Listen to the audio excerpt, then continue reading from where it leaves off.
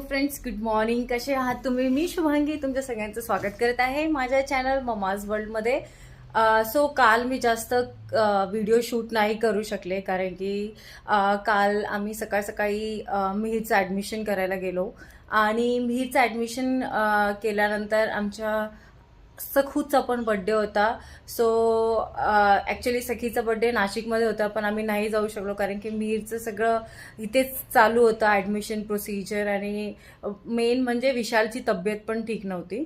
So नाहीच, डॉक्टरांनी ट्रॅव्हलिंगसाठी थोडंसं मना केलेलं आहे at least 4 to 5 days. So travelling नव्हतं करू शकत आणि मला स्वतः नाशिकला जायचं आहे कारण की माझ्या पप्पांची तब्येत पण चांगली नाही आहे. त्यांच्या ॲक्च्युली रीढच्या हड्डीची जी नस असते ती ब्लॉक झालेली आहे. जेव्हा ते आर्मीमध्ये होते तेव्हा त्यांच्या वाईल ट्रेनिंग त्यांच्या अंगावर इलेक्ट्रिसिटीचा पोल पडला होता. So that time he is fine कारण की यंग ब्लड असतं, पण आता ते कळून येते की ते ब्लॉकेज झालेली आणि ते एव्हरी 7 to 8 years नंतर ते ब्लॉकेज काढावं लागतं. So right now he is not feeling well आणि मला पण नाशिकला जायचं आहे. प्रोबॅबली ह्या मंथच्या एंडमध्ये मी जाऊन त्यांना बघून येईल.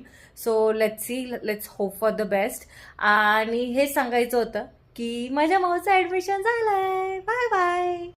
आणि जसं की तुम्हाला माहिती आहे की admission procedure is not that simple to take the admission.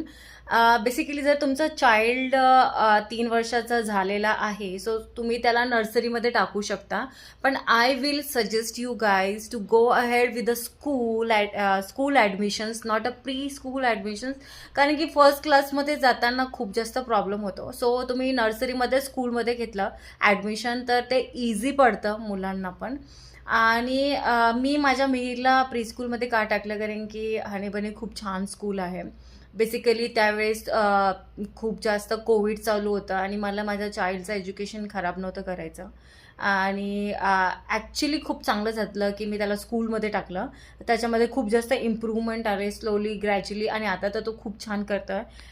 कारण की it depends, school to school depend करतं. मिहीरचं स्कूल खूप जास्त छान आहे, मुलांकडे लक्ष देतात, वोकॅब्लरीकडे लक्ष देतात, फोनिक्सकडे लक्ष देतात, all other things, extracurricular activities as वेल.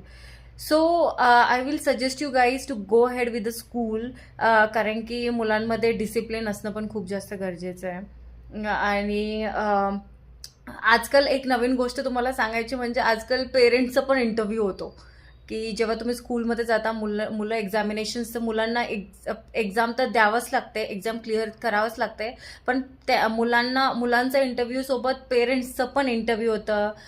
ते काय करतात, कुठे राहतात,